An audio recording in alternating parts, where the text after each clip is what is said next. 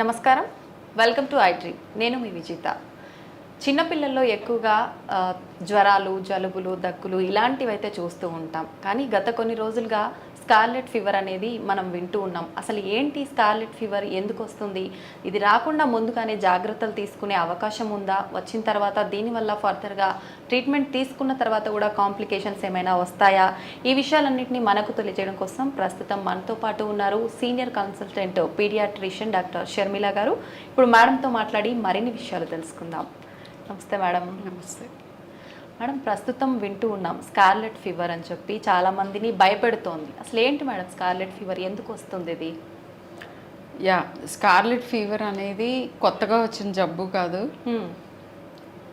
కానీ ఎందుకు ఇంత అటెన్షన్ వస్తుంది అని అంటే అవుట్ బ్రేక్ ఒకేసారి 1000 మందికి వస్తుంది పిల్లలకి. అవును, మీకు నంబర్స్ అంటే మన దగ్గర డేటా అంత క్లియర్ కట్గా నంబర్స్ అట్లాంటి ఇండియాలో లేకపోయినా ఇది ఆల్మోస్ట్ సెప్టెంబర్లోనే outside India, Europe and యూకేలో స్టార్ట్ అయింది, రిపోర్ట్ అయింది. సడన్గా అవుట్ బ్రేక్ ఉంది. వాళ్ళకు కూడా 4 పెరిగినాయి నెంబర్ ఆఫ్ కేసెస్ ఈ ఇయరే.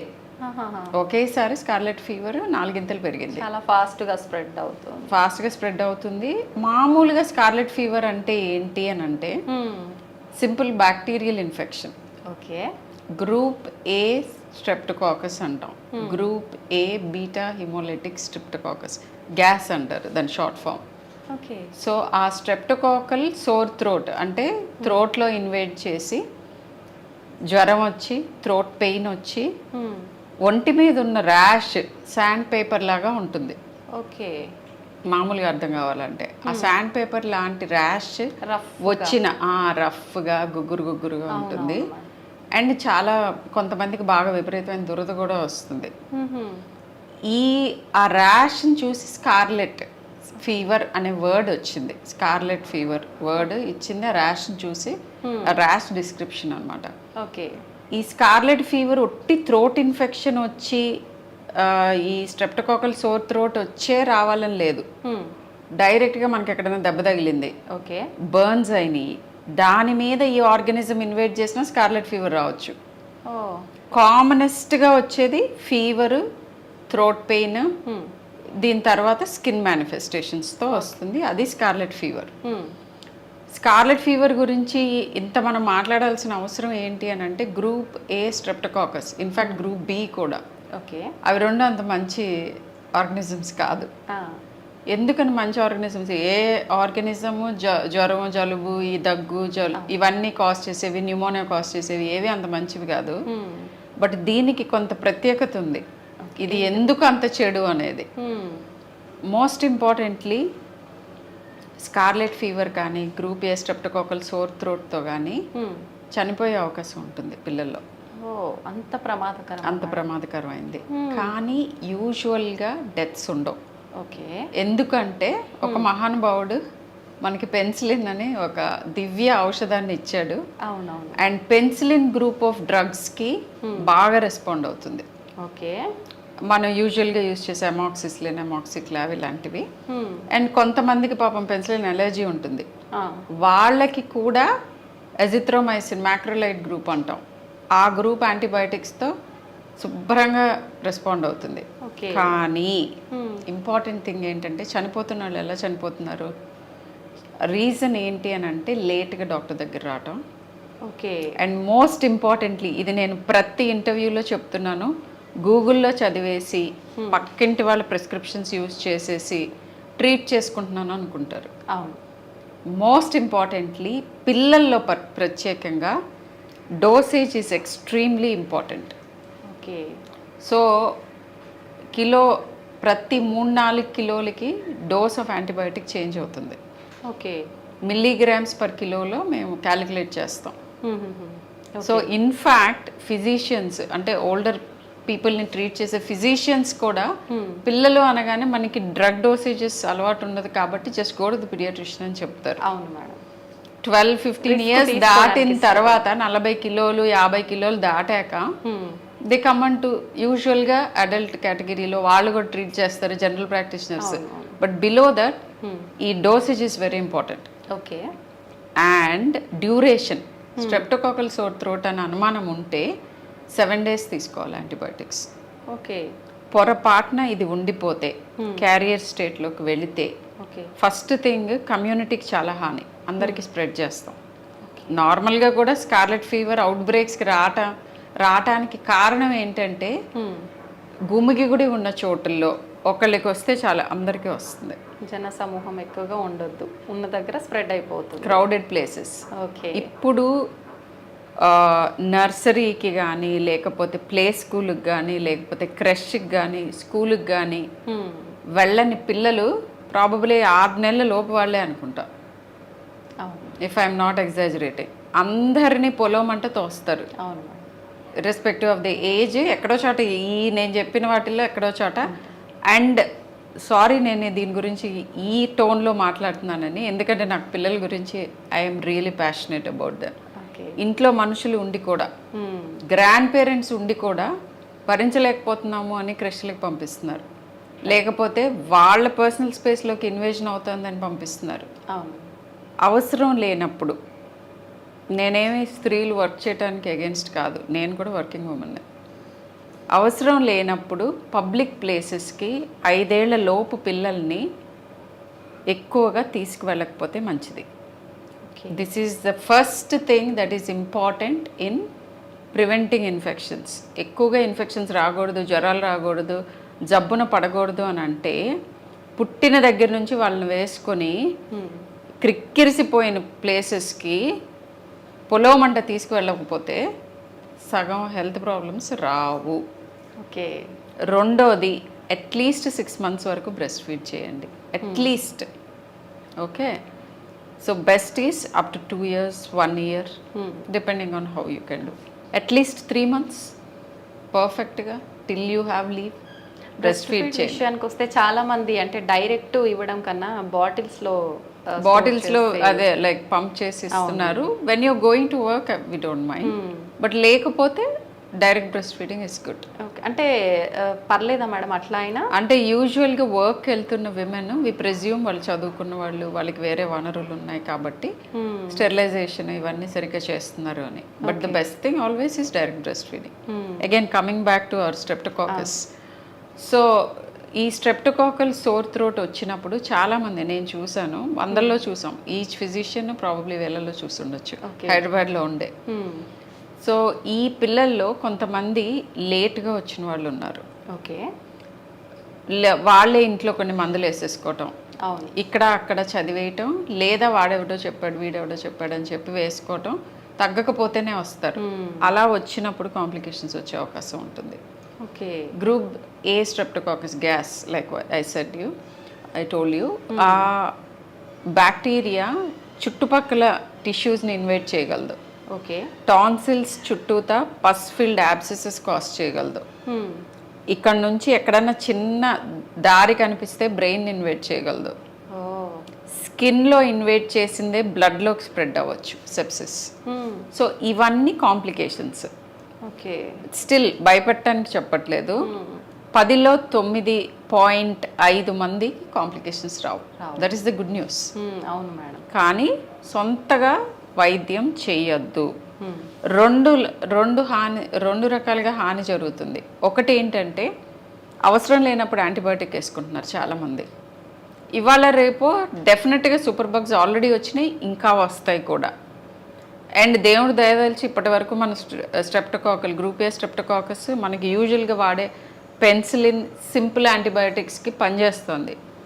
బట్ ఇలానే హాఫ్ హార్టెడ్గా తెలిసి తెలియకుండా వైద్యాలు చేసుకుంటే రేపో మాపో దీంట్లో రెసిస్టెంట్ స్ట్రెయిన్స్ రావచ్చు. ఇప్పటివరకు రెసిస్టెన్స్ లేదు, డ్రగ్ రెసిస్టెన్స్ లేదు. ఒకేసారి ఎందుకు అవుట్ బ్రేక్ వచ్చింది అని చదివారు. ఏమన్నా స్ట్రెయిన్ మారిందా, లేకపోతే మామూలుగా వాడే మందులకి ఇది పనిచేయట్లేదా అని. రీజన్స్ అవి కావు. రీజన్స్ ఏంటి అని అంటే, అగైన్ కోవిడ్లో మనందరం కొంచెం దూరంగా ఉండటం.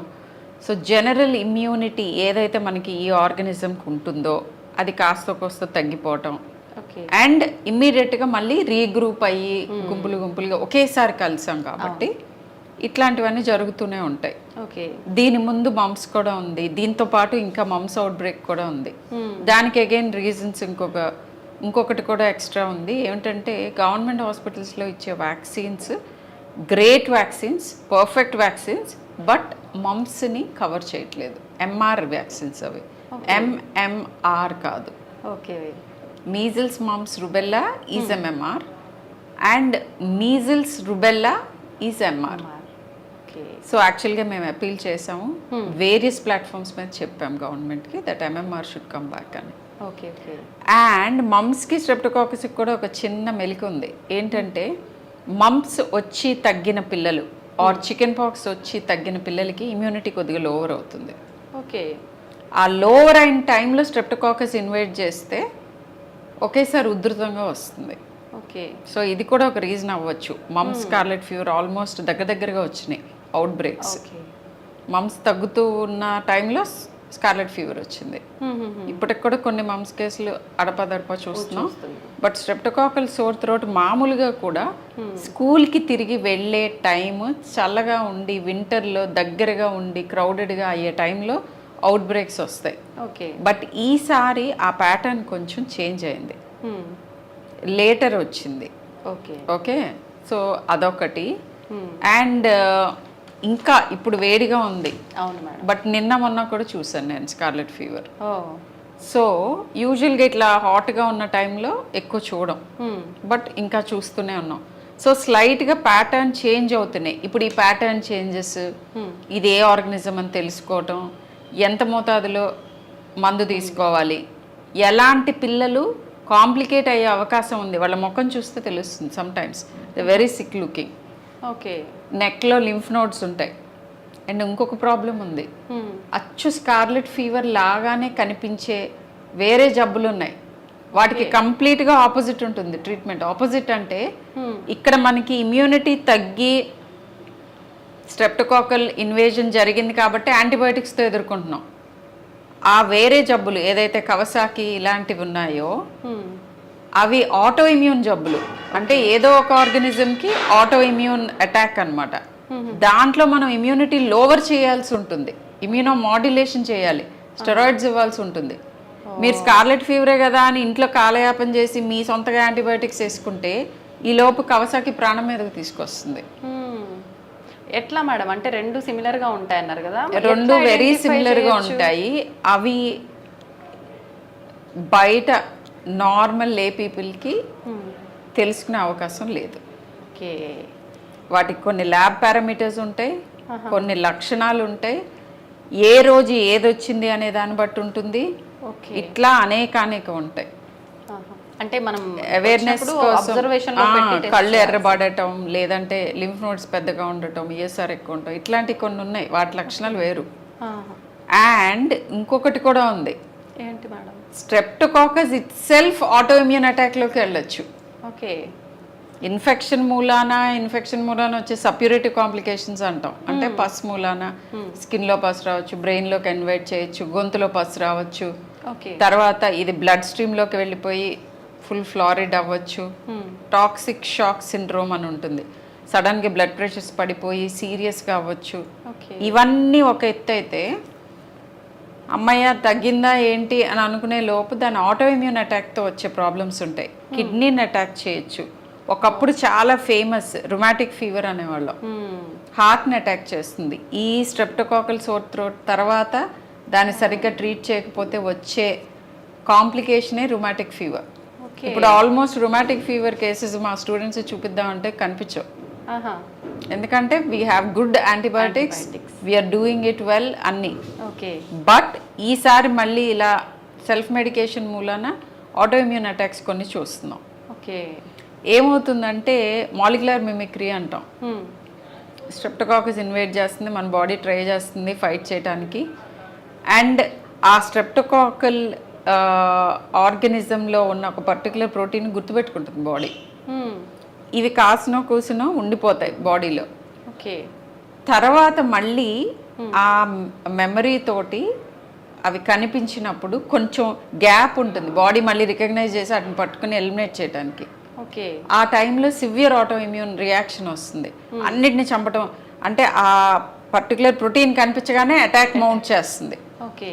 అండ్ మనకున్న ప్రాబ్లం ఏంటంటే ఆ ప్రోటీన్ మన జాయింట్లో ఉన్న ప్రోటీన్, మన హార్ట్లో ఉన్న ప్రోటీన్, మన కిడ్నీలో ఉన్న ప్రోటీన్, అండ్ కొన్నిసార్లు ఇంకా వేరే సమ్టైమ్స్ బ్రెయిన్, ఓకే, ఈ ప్రోటీన్కి వాటికి సిమిలారిటీ ఉంటుంది. కానీ బాడీకి తెలిసింది ఏంటి, ఆ ప్రోటీన్ కనిపించగానే కమాన్ అటాక్. సో మన బాడీని అటాక్ చేయడం స్టార్ట్ చేస్తుంది.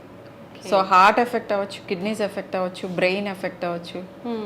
బ్రెయిన్కి ఒక రేర్ నేమ్ కూడా ఉంటుంది, ప్యాండాస్ అని. సో అది ఎప్పటికీ మనని బాధ పెట్టే ఒక క్రానిక్ ప్రాబ్లంలోకి కూడా వెళ్ళచ్చు బ్రెయిన్. సో ఇలా చాలా ఉంటాయి. ఇప్పుడు మెడిసిన్ అంతా కూర్చోబెట్టి 15 ఏళ్లలో చదివింది మీకు 5 నిమిషాల్లో చెప్పటం కుదరదు. అండ్ చెప్పినా మీకు ఏ కాంటెక్స్లో ఏది యూజ్ చేసుకోవాలో తెలియదు. కాబట్టి ఏదన్నా ప్రాబ్లం ఉంటే, కోవిడ్ వచ్చి ఒక మంచి పని చేసింది, ఆన్లైన్ కన్సల్ట్స్ ఎక్కువైనాయి. Okay, so online just talk to them. Child face చూడగానే నేను the other day I was telling one of the patients online, ఈ చైల్డ్ సిక్ ఫేస్ ఉంది, మీరు కంపల్సరీ ఫిజికల్గా రావాలి. ఓకే, 10లో ఒకరికి నేను ఇలా చెప్తూ ఉంటాను. ఆ 9 మంది ఇంట్లో కూర్చొని హ్యాపీగా మాట్లాడి ట్రీట్మెంట్ తీసుకుంటున్నారు కదా, అలా అన్నా తీసుకోండి. ఫిజికల్గా వస్తే ఆల్వేస్ బెటర్, వచ్చి చూపించుకోండి. ఈ రెండిట్లో ఏదో ఒకటి. సో ఇది ఇంపార్టెంట్, దీని గురించి అవగాహన రావాలని ఇవన్నీ చెప్పాను. Okay, so స్ట్రెప్టోకాకల్ sore throat treatment simple, antibiotics. Okay, complications వస్తున్నాయా లేవో చెక్ చేసుకోవటం. ఆఫ్టర్ ట్రీట్మెంట్ కూడా కాంప్లికేషన్స్ వచ్చే అవకాశం ఉంటుంది? వెరీ రేర్, ఆల్మోస్ట్ నన్. ఓకే, కరెక్ట్ టైంలో కరెక్ట్ మోతాదులో యాంటీబయోటిక్స్ తీసుకున్న వాళ్ళల్లో నేను ఇప్పటివరకు కాంప్లికేషన్స్ చూడలే. ఓకే, యాంటీబయాటిక్స్ అంటే 7 days ఖచ్చితంగా తీసుకోవాలన్నారు కదా మేడం. జనరల్గా మనం ఇండ్లలో వింటూ ఉంటాం యాంటీబయాటిక్స్ ఎక్కువగా బాడీకి ఇవ్వద్దు అని చెప్పి. పర్లేదంటారా, ఆ ఎఫెక్ట్ మళ్ళీ ఉండదు? కొన్ని యాంటీబయాటిక్స్ లైక్ ఎజిథ్రోమైసిన్ 3 రోజులు సరిపోతాయి. ఓకే, వాటి ఇండికేషన్స్ ఉంటాయి. Most of the antibiotic usage 5 days సరిపోతాయి. ఓకే, స్ట్రెప్టోకాకల్ సోర్ థ్రోట్లోనే 7 days అని చెప్తాం. ఎలిమినేట్ కూడా చేయాలి వాటిని కంప్లీట్గా. మోస్ట్ ఇంపార్టెంట్లీ జ్వరం తగ్గగానే, గొంతు నొప్పి తగ్గగానే యాంటీబయాటిక్స్ మానేస్తారు. నేను ఎంత రాసి చెప్పిన, ఎంత నొక్కి వక్కడించినా 10లో అట్లీస్ట్ ఒక 2-3 people చెప్పిన తర్వాత కూడా మానేస్తారు. దాని మూలన మీ చైల్డ్కి హాని, కమ్యూనిటీకి ఇంకా లార్జర్ హాని. మళ్ళీ కమ్యూనిటీలో బ్యాడ్ ఆర్గనిజమ్స్ వస్తే అందరం ఎఫెక్ట్ అవుతాం. కోవిడ్ ఏంటి ఇచ్చేసింది, ఎట్టి పరిస్థితుల్లో మనం ఐసోలేటెడ్గా మన గురించి మనం ఆలోచించుకుని బ్రతకే అవకాశం లేదు. పక్కవాడు బాగుంటేనే మనం బాగుంటాం, అంతే, మొత్తం గ్లోబల్గా. అవును madam. So you have to take care of your self, for your own self. మన గురించే మనం సరిగ్గా తీసుకోవాలి వైద్యం. పక్క వాళ్ళు ఎఫెక్ట్ అయితే కూడా మనం ఎఫెక్ట్ అవుతాం. అండ్ అవుట్ బ్రేక్స్ ఇట్లా గుమిగూడి ఉన్న చోట్ల ఉంటాయి కాబట్టి స్కూల్స్ ఇమ్మీడియట్గా they issued a notice, scarlet fever అనే అనుమానం రాగానే పిల్లల్ని పంపించొద్దు అని. That's a good thing that schools did. And చాలా మంది దే హ్యాడ్ కొన్ని స్కూళ్ళల్లో ఉంది మేడం ఇప్పటికి. కొంచెం పిల్లలకి బాగోలేదంటే వెంటనే పేరెంట్స్ పంపించారు ఇట్లాంటి పర్టికులర్ ఎపిడమిక్స్ వచ్చినప్పుడు. And one more bad thing about స్ట్రెప్టోకాకల్ sore throat is vaccine లేదు. న్యూమోకాకల్ న్యూమోనియాస్ కూడా చూసాం లాస్ట్ మంత్ చాలా మంది. దానికి వ్యాక్సిన్ ఉంది, వ్యాక్సిన్లో కవర్ కాని స్ట్రెయిన్తో వచ్చినాయి కొన్ని. కొంతమంది వ్యాక్సిన్ తీసుకోక వచ్చినాయి న్యూమోనియా వ్యాక్సిన్స్. సే 15 years ago అందరూ న్యూమోకాకల్ వ్యాక్సిన్ కంపల్సరీ తీసుకోండి అని మేము చెప్పేవాళ్ళం కాదు. ఆల్మోస్ట్ 10 years దగ్గర నుంచి చెప్తున్నాము. కోవిడ్ తర్వాత ఇన్సిస్ట్ చేస్తున్నాం, ఎట్టి పరిస్థితుల్లో తీసుకోవాల్సిందే. కోవిడ్ ముందు కూడా చెప్పాను నేను, ఎఫర్ట్ చేయగలిగిన వాళ్ళందరూ డెఫినెట్గా తీసుకోవాలి అని. యాక్చువల్లీ గవర్నమెంట్ కూడా ఇస్తుంది న్యూమోకాకల్ వ్యాక్సిన్స్, ఫ్లూ వ్యాక్సిన్స్ ఇలాంటివి కంపల్సరీ ఇయర్లీ తీసుకోండి. మీరు చేసే ఎన్నో రకాల ఖర్చుల్లో ఇది చాలా తక్కువ. వచ్చిన తర్వాత మనం ఖర్చు పెట్టేదానికన్నా కొన్నిసార్లు ఖర్చు పెట్టినా ఉపయోగం ఉండదు. Right madam. సో అదొకటి. అండ్ స్కార్లెట్ ఫీవర్ ఎక్కువగా ఏ వయసు వాళ్ళల్లో చూస్తుంటాం మేడం ఎక్కువగా? రైట్. సో యూజువల్గా 12 ఏళ్ళ లోపు వాళ్ళకే వస్తుంది స్కార్లెట్ ఫీవర్. 12 ఏళ్ళు దాటేటప్పటికి మనకి ఆల్మోస్ట్ ఇమ్యూనిటీ వస్తుంది. ఎప్పుడో ఒకసారి మనం ఎక్స్పోజ్ అయి ఉంటాం, ఇమ్యూన్ ఉంటాం. అండ్ స్కార్లెట్ ఫీవర్ కూడా వేరియింగ్ రేంజెస్లో, కొంతమందికి మైల్డ్గా వస్తుంది, కొంతమందికి బాగా ఎక్కువగా వస్తుంది. పెద్దవాళ్ళు ఆల్మోస్ట్ అది ఎప్పుడు సీరియస్ ప్రాబ్లమ్స్ కాజ్ చేయదు. ఓకే. బట్ ఇప్పుడు కొద్దిగా చూస్తున్నాం. యాక్చువల్గా సర్ప్రైజింగ్ థింగ్ ఈజ్ ఆల్మోస్ట్ పిల్లల్లో 12 ఏళ్ల లోపు పిల్లల్లో ప్రతి 10 మందిలో 3 స్ట్రెప్టోకాకల్ సోర్ థ్రోట్ ఏదో ఒక పాయింట్లో వస్తుంది, ఓకే, వచ్చే తీరుతుంది. అండ్ పెద్దవాళ్ళల్లో 10 మందిలో 1 to 2, 1.5 అనుకోవచ్చు, వాళ్ళకు కూడా స్ట్రెప్టోకాకల్ సోర్ థ్రోట్ వచ్చే అవకాశం ఉంది. మనకు వచ్చే వేరియస్ సోర్ థ్రోట్స్లో యాక్చువల్గా కోవిడ్ ఫ్యామిలీ వైరసెస్ ఒక 30% కోల్డ్స్ అన్ని వాటి మూలనే. అలానే సోర్ థ్రోట్స్ అన్ని స్ట్రెప్టోకాకల్ సోర్ థ్రోట్ ఒక 10 మంది సోర్ థ్రోట్స్ వస్తే, అంటే గొంతు నొప్పి అండ్ ఇన్ఫ్లేమ్డ్గా టాన్సిల్స్ పెరగటం ఇట్లాంటి వాటిల్లో 10 మందికి వస్తే 3 స్ట్రెప్టోకాకస్ రీజన్. ఓకే. సో 12 ఏళ్ళ లోపు వాళ్ళలో ఎక్కువగా వస్తుంది. అండ్ ఎప్పుడు బయటికి వెళ్ళిన వాళ్ళకి కూడా వస్తుంది ఏంటని అడిగారు మొన్న ఒక పేషెంట్. ఓకే. ఎందుకంటే బయటికి వెళ్ళి వచ్చే వాళ్ళు తీసుకొస్తారు ముక్కులో గొంతులో. ఓకే. అందుకే ఇది వరకు ఇంటికి రాగానే ఫస్ట్ బయట నీళ్లు పెట్టి కాళ్ళు కడుక్కోండి, నోరు పుక్కిలించండి. ఇవన్నీ ఎందుకు? బయట నుంచి వచ్చే వాళ్ళు దే క్యారీ ఇన్ఫెక్షన్స్ అని చెప్పి చేస్తారు అలాంటి ప్రాక్టీసెస్. చేతులు కడుక్కోవాలి అండ్ బాలింత ఉంటే అసలు ఐసోలేట్ చేయటం 15 days అంటూ అని ఇలాంటి ఇవన్నీ కూడా they are anti infection practices. చేతులు కడుక్కోవటం కంపల్సరీ. దీన్ని ప్రివెంట్ ఎలా చేయాలని కూడా అడిగారు మీరు. సో మిగతా వాటిలాగానే ఒకటి ఏంటంటే చేతులు కడుక్కోవటం, సిగ్గా ఉన్న వాళ్ళ దగ్గరికి వెళ్ళకపోవటం, వాళ్ళు వెళ్ళి పిల్లల్ని విజిట్ చేయకపోవటం, and masking anyway will help. ఇది క్రిములు ఎయిర్లో స్ప్రెడ్ అవుతాయి. వాళ్ళు మాట్లాడుతున్నప్పుడు వాళ్ళు ఉమ్మి మన మీద పడటం కానీ, లేదా డ్రాప్లెట్ ఇన్ఫెక్షన్ అంటాం, లేదా పిల్లలు యూజువల్లీ అన్ని చోట్ల వేళ్ళు పెట్టేసుకుంటూ ఉంటారు, కళ్ళు రుద్దుకుంటారు, ముక్కులో పెడతారు, నోట్లో పెట్టుకుంటారు, వేళ్ళు చిక్కుతూ ఉంటారు, కింద పడ్డే నోట్లో పెట్టుకుంటారు. వీటన్నిటితోటి వచ్చిన పిల్లలకి వేరే వాళ్ళకి కూడా స్ప్రెడ్ అవుతుంది. అందరూ కూర్చుని ఒక చోట ఆడుకుంటూ ఉంటారు. ఇన్ఫ్యాక్ట్ చాలామంది పేషెంట్స్ నిన్న మొన్న మా నైబరీ పాపకి వచ్చిందండి, మళ్ళీ వచ్చింది, అలా కూడా నాకు హిస్టరీ ఇచ్చారు. సో యూజువల్గా ఇలానే man to man contagious, highly contagious. ఒక చైల్డ్కి వస్తే ఇంట్లో ఇంకో చైల్డ్కి కూడా వచ్చే అవకాశం ఉంటుంది. జనరల్గా చూస్తుంటాం మేడం, ఇది నిజంగానే. ఒకరికి వచ్చింది ఫీవర్ అంటే ఆటోమేటిక్గా ఇంకొకరికి ఖచ్చితంగా వస్తుంది. సో ప్రెగ్నెంట్ విమెన్కి, వెరీ యంగ్ చిల్డ్రన్కి ఇది సీరియస్ కాంప్లికేషన్స్ కాజ్ చేసే అవకాశం ఉంటుంది. ప్రెగ్నెంట్ వాళ్ళంటే మామూలుగానే వాళ్ళు అంటే హెల్దీగా ఉండడం కోసం ఫుడ్, దాంతోపాటు మెడిసిన్ కూడా తీసుకుంటుంటారు కదా మేడం, వాళ్ళకి ఎందుకు అటాక్ అవుతుంది? ఇది ఎవరినైనా అటాక్ చేయొచ్చు. ప్రెగ్నెన్సీ ఏంటంటే కొంచెం ఇమ్యూనో సప్రెస్ స్టేట్ అంటాం. ఓకే. మన ఇమ్యూనిటీ మామూలుగా ఉన్నంత పర్ఫెక్ట్గా ఉండదు ప్రెగ్నెన్సీలో. ఓకే. ఓకే. అండ్ ఇప్పుడు దేనికైనా కానీ ఇమ్యూనిటీ జాగ్రత్తగా మంచిగా ఉండాలంటే ఏం చేయాలి అంటే పోషకాహారం అండ్ కొంత సమ్ అమౌంట్ ఆఫ్ శారీరక వ్యాయామం, విపరీతంగా ఓవర్గా చేయటం కాదు, particularly pregnant women. And most important thing ఇమ్యూనిటీకి స్లీప్. ఓకే. ఎప్పుడైతే నిద్ర ఎఫెక్ట్ అవుతుందో ఇమ్మీడియట్గా 24 hours ఫస్ట్ టైం మనకి నిద్ర ఎఫెక్ట్ అవ్వగానే 6 hours or 8 hours తర్వాతే టెస్టులు చేశారు చాలామంది మీద, ఇమ్యూనిటీ లోవర్ అయ్యి ఉంటుంది మనకి ఆ టైంలో. Okay. So sleep is very very important. అందుకే అంటారన్నమాట, పెద్దవాళ్ళు చెప్తుంటారు కదా, నిద్రలోనే సగం రోగాలన్నీ పోతుంటాయి అని. అండ్ రాకుండా కూడా ఉంటాయి. సో స్లీప్ ఈజీగా అందరూ పడుకోలేరు. ఇప్పుడు ద బిగ్గెస్ట్ ఎపిడమిక్ అనొచ్చు is lack of sleep.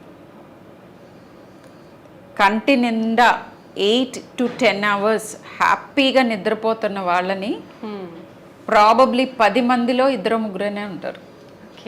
No exaggeration. మీ ఆఫీస్లో మీరు తీసుకోండి చిన్న poll, I'm sure everyone 70% will have sleep problems. అవును. అవును మేడం. చిన్న చిన్న వాటికి ఎక్కువ స్ట్రెస్ ఫీల్ అవ్వడము, ఈ ఆలోచనలతో నిద్ర పట్టదు, కొంతమంది మొబైల్ ఎక్కువ చూస్తూ ఉండడము, ఏవైనా నిజమే మేడం. హైపర్ స్టిమ్యులేటెడ్ 12 గంటలు యాక్టివ్గా పనిచేస్తా అంటే బ్రెయిన్కి డౌన్ టైం ఉండాలి కదా. అవును. సో క్విక్గా డౌన్ టైం రావాలి అంటే meditation is one thing. Okay. ఇప్పుడు విపరీతంగా ఆలోచనతో కూడిన, ఇప్పుడు ఇదివరకు జాబ్స్ 6 hours చేసేవాళ్ళు, 8 hours చేసేవాళ్ళు, ఇప్పుడు 12, 14, 16 hours వర్క్ చేస్తున్నారు అందరూ. సో షర్ట్ ఇట్లా చిటికేసినట్టుగా నిద్రపోమంటే ఎట్లా వస్తుంది? There is only one way. You have to do it like an exercise. Okay. And that is one of them is meditation. Breathing exercises, meditation ఇట్లాంటివి. Okay. అయితే madam ప్రతి ఒక్కదానికి మనకు ఇమ్యూనిటీ ఇంపార్టెంట్, స్లీప్ ఇంపార్టెంట్. దాంతోపాటు మన daily life స్టైల్లో food ఏ రకంగా తీసుకుంటే ఇమ్యూనిటీ లెవెల్స్ పెరుగుతాయి, మనం రోగాల బారిన పడకుండా ఉంటాం? సో ఐ థింక్ నాకైతే ఇది రిపిటేటివ్గా ఉంటుంది ఈ క్వశ్చన్కి ఆన్సర్. ఎందుకంటే ఆల్మోస్ట్ ప్రతి పేరెంట్ అడుగుతారు, ప్రతి ఇంటర్వ్యూలోనూ చెప్పాను. But still I don't mind repeating, ఎందుకంటే ఇది ఇంపార్టెంట్ తెలుసుకోవడం. సో ఆర్డర్లో చెప్పాలి ఇమ్యూనిటీకి ఏంటి ఇంపార్టెంట్ అని అంటే, నేను స్లీప్ని టాప్లో పెడతాను. Okay. Next comes diet, the next comes exercise. పిల్లలకి ఇవే, పెద్దవాళ్ళకి ఇవే. ఓకే. కానీ టాప్లో ఉన్న స్లీప్ అచీవ్ చేయాలి అంటే కిందన్న రెండు సరిగ్గా చేయాలి. అవును. శరీరం అలసిపోవాలి, మనసు కామ్ డౌన్ అవ్వాలి. ఫుడ్ ఎక్సెస్గా తినకూడదు, అట్లా అని లేకుండానూ ఉండకూడదు. ఇవన్నీ ఎందుకన్నానో చెప్తాను, I elaborate. First thing, food ఎక్సెస్గా తినటం. ఇది నేను ఎంత ఎక్కువ చూస్తానంటే పిల్లల్లో చెప్పలేను. I'm sure as a child నాకు కూడా అలానే పెట్టుంటారు. అండ్ మన సెన్స్ ఆఫ్ హెల్దీ చైల్డ్ అనేది స్క్యూడ్. ఓకే. మనమే కాదు, మేబీ వెస్టర్న్ కూడా నాకు తెలీదు. బట్ డెఫినెట్గా ఇండియన్స్లో హెల్దీగా ఉన్నాడు చైల్డ్ అని అంటే డెఫినెట్గా ఓవర్ వెయిట్ కానీ ఒబీస్ కానీ ఉంటారు వాళ్ళు. అట్లా ఉంటేనే వీళ్ళు హెల్దీ ఉన్నారా? అలా ఉండే వరకు చైల్డ్ ఎన్ని రకాలుగా రెసిస్ట్ చేసినా వద్దు మొర్రో అని తల కొట్టుకున్న రైట్ ఫ్రమ్ చైల్డ్హుడ్. ఇవాళే చెప్తాను ఇంకొకటి ఇన్సిడెంట్. కూరుతూనే ఉంటారు, వాడు కక్కాలి అంతే.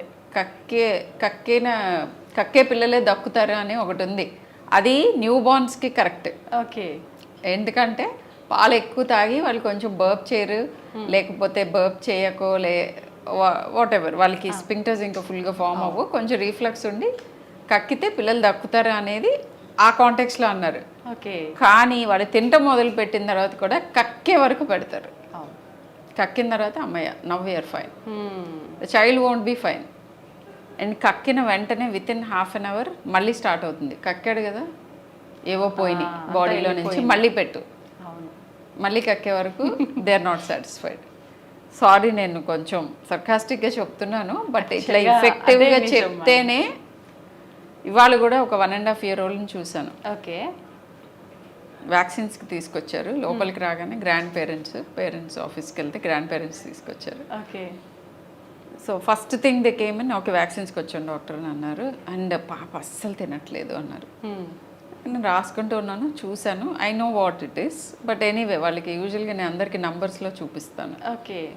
ఆ పాప వెయిట్ చూస్తే తను ఉండాల్సిన పర్సెంటైల్ కంటే 10 kilos ఉండాల్సిన పిల్ల 13.5 ఉంది. ఓకే. మ్యాక్సిమం ఉండాల్సింది 10. తను పుట్టిన వెయిట్కి కానీ, తన హైట్కి కానీ, స్టేచర్కి కానీ. ఓకే. నేను చెప్పాను ఇంతకంటే 1 gram ఎక్కువ ఉన్నా కానీ ఒబీస్ అని అనాలి, ఆల్రెడీ షీఈ్ ఓవర్ వెయిట్ అని చెప్పాను.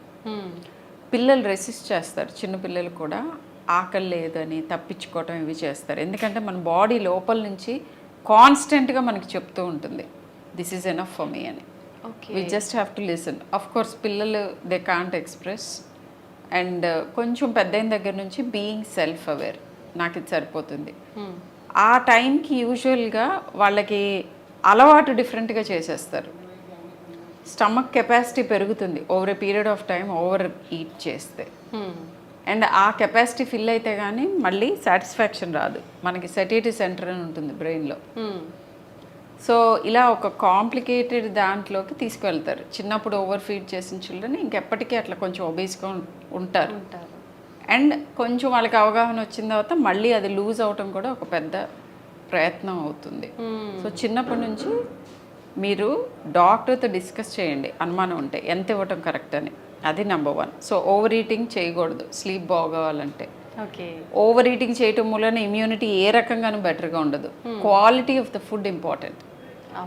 సింపుల్గా చెప్పాలంటే ఇమ్యూనోగ్లోబులిన్స్, మన ఇమ్యూనిటీ అంతా ప్రోటీన్స్ యాంటీ ఆక్సిడెంట్స్, విటమిన్స్ వీటి మీద డిపెండ్ అయి ఉంటుంది. ఓకే. సో ఇండియన్ ఫుడ్లో ప్రోటీన్ ఎప్పుడు తక్కువ తింటూ ఉంటారు. ప్రోటీన్ని ఎక్కువ చేస్తే షుగర్ క్రేవింగ్ కూడా తగ్గి అనవసరంగా ఓవర్ ఈట్ చేయకుండా ఉంటారు పిల్లలు కానీ పెద్దవాళ్ళు కానీ. ఓకే.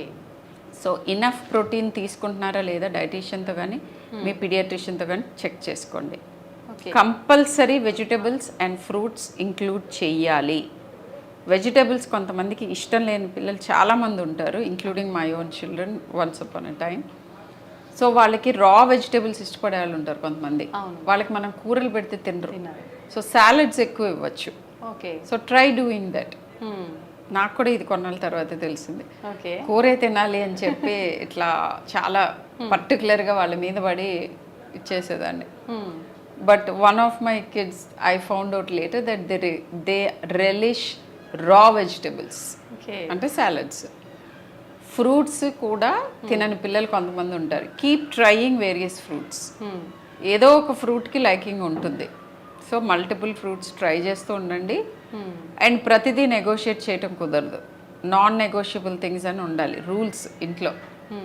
ఇది తింటేనే ఇది వస్తుంది, సింపుల్. 5 years తర్వాత స్ట్రిక్ట్ రూల్స్ పెడితే వాళ్ళు ఫాలో అవుతారు చిన్నప్పటి నుంచి. సో ఫుడ్ డైట్ గురించి చెప్పాలంటే fruits, vegetables, proteins. Good sleep ఉండాలంటే ఇవి తగిన మోతాదులో, మరీ తక్కువగా ఉండకూడదు ఫుడ్. తక్కువగా ఫుడ్ ఉన్నప్పుడు స్లీప్ రాదు, హైపర్ స్టిమ్యులేటెడ్ ఉండదు. ఎక్కువగా తిన్నా రీఫ్లక్స్, కక్కుతూ వెనక్కి వస్తూ అరిగించుకోవటంలోనే సరిపోతుంది. అండ్ షుగర్ బర్స్ట్ ఎక్కువ అవుతుంది. నైట్ చాలామంది ఇంత అని పెట్టుకుంటారు. అమ్మ పొద్దున్న నుంచి దొరకలేదు చైల్డ్, వీళ్ళు స్కూల్లో ఏం తిన్నారో తినలేదో అని చెప్పి ఇంకా మొత్తం గుప్పిస్తారు డిన్నర్కి, అది కూడా లేట్గా. అలాంటి పిల్లలు పడుకోలేరు. అండ్ పడుకున్న వెంటనే రీఫ్లక్స్ అయ్యి కక్కుతూ ఉంటారు. డే అంతా బాగానే ఉంటారు మేడం, నైట్ పడుకోబెట్టిన 1 hour తర్వాత దగ్గి కక్కుతున్నారు, ఏంటో అని అంటారు. Very classic reflux. 10ంటికి పడుకోబెట్టే వాళ్ళకి 8:30 తర్వాత ఫుల్గా పెట్టి పడుకోబెడతారు. ఇట్లా తింటాం ఆలస్యం అలా పడుకుంటారు, వాళ్ళు డెఫినెట్గా కక్కుతారు. సో అట్లీస్ట్ 1.5-2 hours ముందు ఫుడ్ పెట్టాలి పిల్లలకి. ఓకే. పడుకునే వరకు తినటం అవసరం లేనే లేదు అసలు. అండ్ స్కూల్లో ఏం తినట్లేదు అని బెంగ ఉంటే మరి ఏం చేయాలి అంటే, స్కూల్ నుంచి వచ్చి రాగానే నిజంగా అక్కడ సరిగ్గా తినని పిల్లలకి ఆకలిస్తుంది. ఆకలి గమనించుకుని అప్పుడు ఇవ్వండి గుడ్ ఫుడ్ ఇచ్చి, ఆ తర్వాత just bed time are dinner make it very less. Okay. Maybe simple some boiled vegetables and fruits ఇట్లాంటివి కూడా తినచ్చు పిల్లలు. ఓకే. అదేమీ ఎగ్జాటిక్ థింగ్ ఏం కాదు. వెజిటబుల్స్ ఎక్కువ తింటాం, రైస్ తగ్గించి తింటాం పడుకోబోయే ముందు. ఓకే. సింపుల్గా ఇవ్వండి డిన్నర్. స్కూల్ నుంచి రాగానే మీరు పెట్టదాం అనుకున్నది మీ ప్రేమ అంతా దాంట్లో పెట్టేసేయండి. ఓకే. సో ఫుడ్ ఎంత తింటున్నాం అనేది ఇంపార్టెంట్, ఏమి తింటున్నాం అనేది ఇంపార్టెంట్. ఇది కరెక్ట్గా తీసుకుని స్కూల్ నుంచి వచ్చి రాగానే ఫుడ్ పెడతారు, ఒక అరగంట టీవీ చూడనిస్తారు, ఇక మొదలవుతాయి క్లాసులు, ట్యూషన్స్. మొత్తం ఎవరైనా ఆడుకుందాం అనుకున్న పిల్లలకి ఎవరు కనిపించరు, ఎందుకంటే ప్రతి ఒక్కళ్ళు ఇదే పని. అలా కాకుండా వాళ్ళ మైండ్ బాడీ హ్యాపీగా ఉండాలి, బాడీ అలసిపోవాలి నిద్ర రావాలంటే. ఓకే. మనం ఎవరూ ఇప్పుడు పొలాల్లో పని చేయట్లేదు కాబట్టి అలసిపోవాలంటే బయట ఆడుకోవాలి పిల్లలు. పెద్దవాళ్ళేమో వాక్ చేయటమో జిమ్ చేయటమో ఏదో ఒకటి చేయాలి. ఇది 7 లోపు అవ్వాలి. ఆ 7 తర్వాత వచ్చి కూర్చోపెట్టి ఒక గంటన్నర ట్యూషన్స్ అని పెట్టుకోండి. చెప్పలేని తల్లిదండ్రులు లేదా అప్పుడు చెప్పుకోండి. అంత మరీ 5 నుంచి 9 వరకు చదవాల్సింది UKG, LKG. In fact I don't think 8th, 9th, 10th వెళ్ళే వరకు అంత అవసరం లేదు. సో అలా చేయకుండా వాళ్ళని శారీరకంగా అలసిపోయేటట్టుగా ఆడుకోనివ్వండి వాళ్ళ ఏజ్ గ్రూప్తో. ఆడుకున్నప్పుడు లైఫ్ స్కిల్స్ అన్నీ వస్తాయి. సేమ్ ఏజ్ గ్రూప్తో ఎలా ఇంటరాక్ట్ అవ్వాలి, ఏదైనా సమస్య వస్తే సాల్వ్ ఎలా చేసుకోవాలి, ఫ్రెండ్స్ని ఎలా చేసుకోవాలి, ఎవరికన్నా గొడవలు అయితే సార్ట్ అవుట్ ఎలా చేయాలి, ఇవే రేపు ఉద్యోగంలో కూడా పనికొచ్చేది. Team work. ఇవేమీ లేకుండా సడన్గా వాళ్ళని మెషిన్స్ లాగా పెంచుతుంటే ఎలా వాళ్ళు కోపపోతారు? మెంటల్ హెల్త్ ప్రాబ్లమ్స్ ఎందుకు రావు రేపు?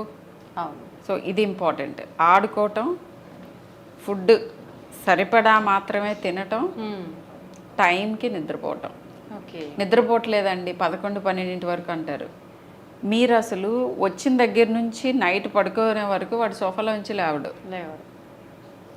ఏదో రాసుకుంటూ ఉంటాడు, లేదా మొబైల్ గేమ్స్ ఆడుకుంటూ ఉంటాడు, ఇట్లాంటివి. అండ్ ఏమి వ్యాయామం ఏమీ లేకుండా విపరీతంగా గొంతు వరకు ఫుడ్ పెట్టేసేయటం.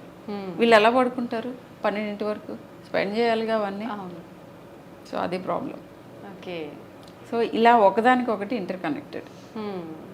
ఇవన్నీ కనుక చేసుకుంటే ఇమ్యూనిటీ కొద్దిగా బాగానే ఉంటుంది. ఇవన్నీ చేసినా కూడా స్టిల్ మన చేతుల్లో లేనిది ఒకటి ఉంది.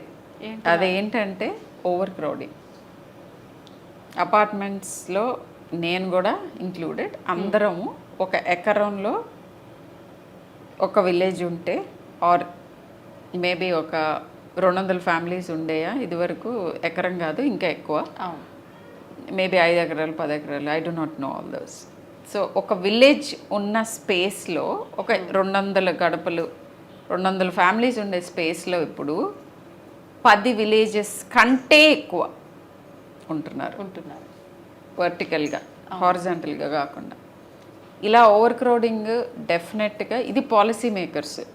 నేను ఇంకో పేరెంట్ కూర్చుని ఏం చేయలేం. డెఫినెట్గా ప్రాబబ్లీ ఓట్ చేసేటప్పుడు అడగచ్చేమో, అంతకుమించి ఏం చేయలేం. ఎన్వైరన్మెంట్ చేంజ్ అయింది, క్లైమేట్ చేంజెస్ వస్తున్నాయి, వాటితో పాటు ఆర్గానిజమ్స్ అవి బ్రతకటానికి వాటి ప్రయత్నాలు అవి చేస్తున్నాయి. సో మన ప్రయత్నం కూడా మనం చేయాలి. వాటిలో ఒక ప్రయత్నం ఏంటంటే మిగతా అన్ని ప్రాణులను కూడా బ్రతకనివ్వటం. వాటి హోమ్స్లో వాటిని బ్రతకనిస్తే మన మీద ఇన్వైట్ చేయవు. నిజమే. ఎప్పుడైతే మనం ట్రీస్, వాటర్ బాడీస్, సాయిల్ వీటన్నిటిని మనం ఇన్వైట్ చేసి ఇష్టారాజ్యం చేస్తే వాటిల్లో నుంచే వస్తాయి మన ప్రాబ్లమ్స్. ఓకే. సో ఎర్త్ దానికి సెల్ఫ్ కరెక్షన్ చేసుకుందామని చూస్తుంది. So environment. ఓకే. ఇది మనం ఏం చేయలేం. బట్ ఎస్, ఎవరికి వాళ్ళు soil conservation, water conservation, then ప్లాంట్స్ని ఎక్కువ చేయటం, అండ్ కొద్దిగా ఓవర్ క్రౌడింగ్ తగ్గించుకోవడం చేయొచ్చు. ఇలా మనం ఇమ్యూనిటీని కాపాడుకోవచ్చు. మేడం, ఎక్కువగా మీరు ఇందాక చెప్పినట్టు ప్రోటీన్ ఎక్కువగా తీసుకుంటే మనకు హెల్తీగా ఉంటాము. సఫిషియెంట్గా ఎంత ఉండాలో అంత ప్రోటీన్ ఉందంటే మనకు ఫర్దర్గా వచ్చే ప్రాబ్లమ్స్ రాకుండా ఉంటాయని చాలామంది ప్రోటీన్ తినడం కోసం ట్రై చేస్తున్నారు. దాంట్లో భాగంగా తీసుకుంటే ఎక్కువ నాన్ వెజ్ ఫుడ్ తీసుకుంటేనే ప్రోటీన్ వస్తుంది అని చెప్పి, కంపల్సరీ నాన్ వెజ్ రూపంలోనే తీసుకోవాలా మేడం, లేదంటే ఆల్టర్నేట్ మనం వేరే ఏ రూపంలో తీసుకున్నా సరిపోతుందా? సో ప్రోటీన్ ఎక్కువ పెట్టాలి అనగానే ఐ మీన్ కొంతమంది మదర్స్ థ్రెప్టిన్ బిస్కెట్స్ పెడుతున్నారు. That's not okay. Okay. Protein ఎక్కువ తినాలి అని అంటే నేచర్ నుంచి వచ్చిన ప్రోటీన్ తీసుకొని తినమని. అండ్ ఇంకో కొంతమంది వెజిటేరియన్స్ వచ్చి, మేడం మేము చికెన్ తినము, మేము ఎగ్ తినము, మరి ప్రోటీన్ ఎలాగా అంటారు. ప్రోటీన్ ఒట్టి నాన్ వెజిటేరియన్ తినే వాళ్ళ సొత్తే కాదు, అందరికీ ఉంటుంది ప్రోటీన్. ఇన్ఫ్యాక్ట్ వెజిటేరియన్ ప్రోటీన్లో ఫ్యాట్ తక్కువ ఉంటుంది. That way it's good. But quality of non vegetarian, unless vegetarians protein తినాలి, ఇంత తినాలి, రకరకాల వాటిని వాడి క్వాలిటీ ఆఫ్ ప్రోటీన్ని పెంచుకోవటం. అంటే ఒకటే పప్పు తింటాం కాదు, మినపప్పు, శనగపప్పు, పెసరపప్పు, అండ్ కందిపప్పు, చోలే, కాబూలీ చెన్న. అండ్ చాలామందికి తెలియని విషయం ఏంటంటే రాజ్మాలో ఉన్న ప్రోటీన్ చికెన్లో ఉన్న ప్రోటీన్ కంటే సుపీరియర్. ఓకే. సోయాబీన్స్లో ఉన్న ప్రోటీన్ ఎక్స్ట్రీమ్లీ గుడ్.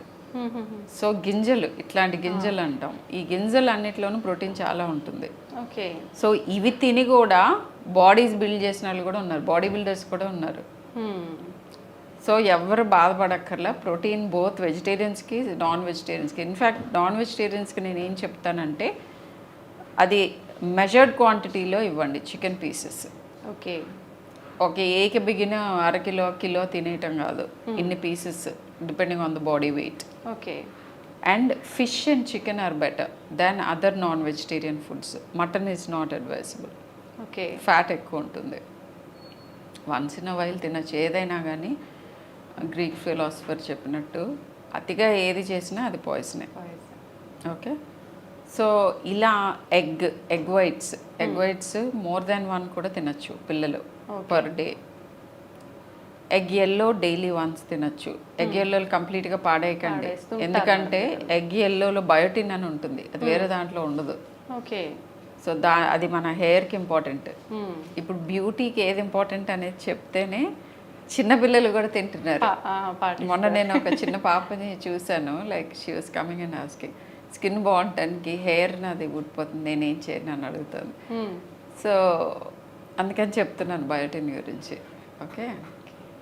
సో ఇలా ప్రోటీన్ వీటన్నిటిలోనూ ఉంటుంది.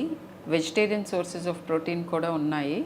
ఇవన్నీ మీరు గమనించుకొని, అండ్ ప్రోటీన్ రోజుకు ఒకసారి తింటే సరిపోతుంది, ఎక్కువ తింటే గ్యాస్ ఫామ్ అవుతుంది అని చాలామంది అనుకుంటారు. It's not true. గ్యాస్ ఎందుకు ఫామ్ అవుతుందంటే మీరు ఫైబర్ సరిపడా తినట్లా. ఫైబర్ వెజిటేబుల్స్లో, ఫ్రూట్స్లో ఉంటుంది, పీచు పదార్థం. అండ్ హోల్ గ్రెయిన్స్ అంటాం, అంటే మైదా అలాంటివి తినకూడదు. హోల్ వీట్, తర్వాత ఉప్మా, బ్రౌన్ రైస్, ఎక్కువ పాలిష్ పట్టిన రైస్, వీటిల్లో కూడా ఫైబర్ ఉంటుంది. ఓకే. సో ఇలా ఇవి అవి కలుపుకొని తినమనే పప్పన్నం అంటారు. సో ఇలా చేసేటప్పుడు ప్రాబ్లం ఏమి ఉండదు, గ్యాస్ కూడా ఫామ్ అవ్వదు. రోజుకి 3 పూట్ల ప్రోటీన్ తినాలి పిల్లలు, breakfast, lunch and dinner. So that's. మీరు ఇందాక చెప్పినట్టు కందులు, పెసలు ఇవన్నీ మనం నార్మల్గా బాయిల్ చేసి కొంతమంది పెడుతుంటారు, నానబెట్టి అట్లా. ఎట్లా అయితే బెటర్ అంటారు మేడం? అందాల్సిన పోషకాలు ఏ రకంగా అయితే బాగా అందుతాయి? ఏ రకంగా తిన్నా అందుతాయి. ఓకే. ఏ రకంగా తిన్నా అందుతాయి. కొంతమంది స్ప్రౌట్స్ అని వాటిని మొలకలు ఎత్తిచ్చి తింటారు, దాంట్లో ఫైబర్ కూడా ఉంటుంది, బాగా ప్రోటీన్ కూడా ఉంటుంది. ఓకే. సో బట్ ప్యాలటబిలిటీ అని ఉంటుంది ఒకటి. ఇప్పుడు నాకు ఇది ఇలా తింటే బెస్ట్ అని అన్నాం అనుకో, చిల్డ్రన్ యాక్సెప్ట్ చేయకపోవచ్చు. ఏదో రకంగా వాళ్ళ బాడీలోకి వెళ్ళేటట్టు చూడాలి, ప్యాలటబుల్ ఉండాలి. ఓకే. 25 ఏళ్ళు వచ్చిన తర్వాత ఒక ఇది మంచిది అది మంచిది అని తింటారు. బట్ మీరు 6 ఏళ్ళ వాడి నోటికి ఆఫ్ కోర్స్ అలవాటు చేసేదాన్ని బట్టి చాలా ఉంటుంది. బట్ కొన్నిసార్లు అసలు తినకపోవటం కంటే కుక్ చేసుకుని తినాలి.